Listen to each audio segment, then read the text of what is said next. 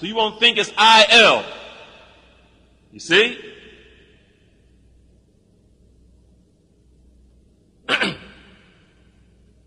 An example of this. فهذا داود بن علي الأصبهاني المعروف بداود الظاهري قد قال في القرآن في الزمن المحنة أنه محدث فقام عليه خلق من أئمة الحديث وبدعوه.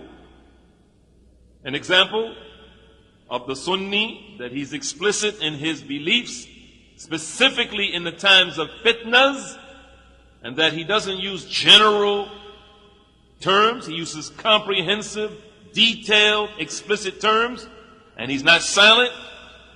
He dots every I, crosses every T. An example of that is this Dawood, the son of Ali al-Asbahani, commonly known or well known as Dawood al-Zahiri, who died 270 years after the Hijrah. Dawood al-Zahiri. Dawood al-Zahiri was from what they call the Zahiri school with Ibn Hazm, rahimahullah ta'ala. He, during those particular years of the trial that was plaguing the Muslims at that time, and we know Imam Ahmad ibn Hanbal went through this, we know that Imam al-Bukhari went through this. This was a big fitna in those days, saying that the Quran was created. Well, Dawood al-Zahiri said that the Quran was an incident. And some might even say it might be translated as an accident. An incident or an accident. So, when he said this, the people got up, left him from among the people of knowledge. Some of the people of knowledge got up and left him. They abandoned him. They made the hujjah against him. They brought the proofs against him. And they deemed him a mubtadi'. They deemed him a mubtadi'. They made tabdi' on him. When you say takfir, takfir means kaffaruhu. They made him a kafir. They deemed him a kafir. When you say badda'uhu, this is tabdi', meaning they made him a mubtadi'. If they say fassaquhu, this is the Arabic lesson, by the way. Fassaquhu, it means they made him, said he was a fasiq. And of course, they didn't do it to him. He does it to himself. The person takes himself out of Islam. We don't say he took so-and-so out of Islam. Likewise, when a person leaves the minhaj, we don't say, like Abu Usama al-Dhahabi says, they running around trying to make everybody, take everybody off the minhaj. No. We're not taking people off the minhaj. You take your doggone self off the minhaj. You did it to yourself, so all we say is, he said so-and-so, and he did so-and-so, and he said such and such, and he did such and such. Therefore, we don't consider him Salafi, so you take yourself off the minhaj. So Dawood al-Zahiri, he took himself off of that which is Sunni by saying that the Quran was an incident. So the people, they brought the proofs against him. They left him. They deemed him as a mubtadi'.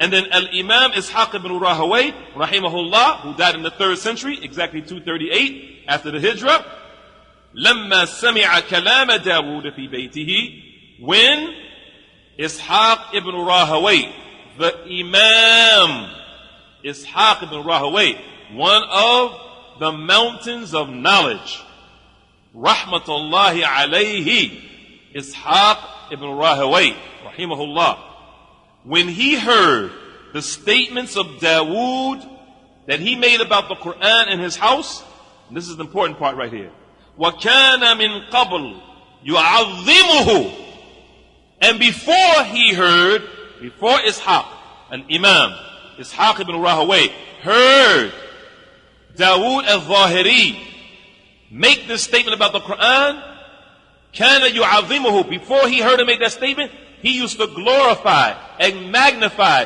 and praise Dawood al-Zahiri. Pay attention, sisters. Pay attention, sisters back there. Pay attention, brothers. He used to magnify and glorify Dawood al-Zahiri.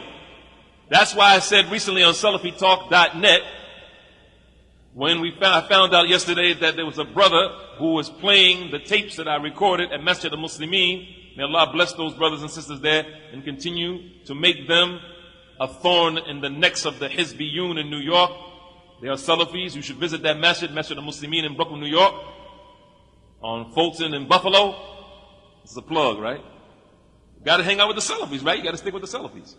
That's why those tapes, those 14 tapes, and I don't know how they became 18, because the brother said 18, how to build an Islamic household. Has some good stuff in there. But I realize now that there's some serious mistakes in there. And there's even some things, as I mentioned on SalafiTalk.net, that are dangerous. And there's some people and some organizations and some magazines that I praised. And I glorified and I magnified. And I gave the tazkiyah for. Well, Ishaq ibn Rahaway, similar to Dawood Adib, he used to praise and glorify Dawood al-Zahiri.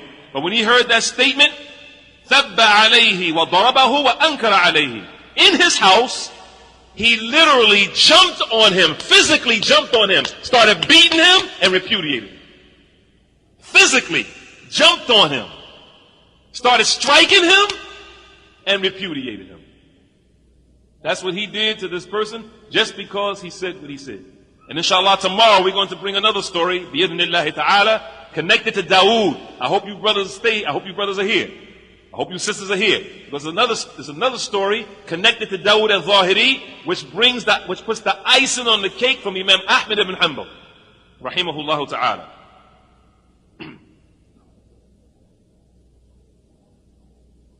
الإمام عبيد الله بن عبد الكريم الرازي رحمه الله أبو زرعة الرازي يقول في داود لو اقتصر على ما يقتصر عليه أهل العلم لظننت أنه يكمد أهل البدع بما عنده من البيان والآلة ولكنه تعدى. In conclusion, and if we have any time for questions inshallah, in conclusion, and until tomorrow inshallah, الإمام عبيد الله ابن عبد الكريم الرازي Abu Zur'a al-Razi rahimahullah ta'ala, he said pertaining to Dawood al-Zahiri, who made that statement about the Quran, he said if he only had restricted himself, if he only had confined himself to that which the people of knowledge, meaning the people of the Sunnah wal Jama'ah who have knowledge, had restricted themselves to, I would have thought that he would have been able to bring grief. He would have been able to bring sadness. He would have been able to bring destruction. As we say here in America, he would have given them fever. He would have given fever to the people of Bid'ah from what he had of him in himself, of eloquence, of the ability to do this and to do that. Because Dawood al-Zahiri had some skills. He had some skills. He wasn't like an nincompoop, an ignoramus. He had some technical skills. لَكِنَّهُ تَعَدَّى, but he transgressed. He didn't do what the people of the past said. الاقتصاد في سنة خير من الاجتهاد في بدعة. To be economical, to stick with what you already have in the sunnah is better than being diligent and stretching out and using your independent reasoning in the bid'ah. If he had only اقتصر ما يقتصر عليه أهل العلم, if he had only stuck to and been restricted to and confined himself to what the people of that time was saying about the Quran, he could have demolished the people of Bid'ah. But he went over the limits, not following the statement of Imam al-Awza'i, اصبر نفسك على السنة, be patient with yourself on the sunnah, right? وقف حيث وقف القوم, and stop where the people stopped. وَقُلْ بِمَا قَالُوا, and say what they used to say. وَكُفَّ عَمَّا كَفُّ عَنْهُ, to the end of that beautiful statement. And refrain and restrict yourselves from that which the people of the past refrained and restricted yourselves from. هذا وصلى الله وسلم وبارك على نبينا محمد وعلى آله وصحبه وسلم.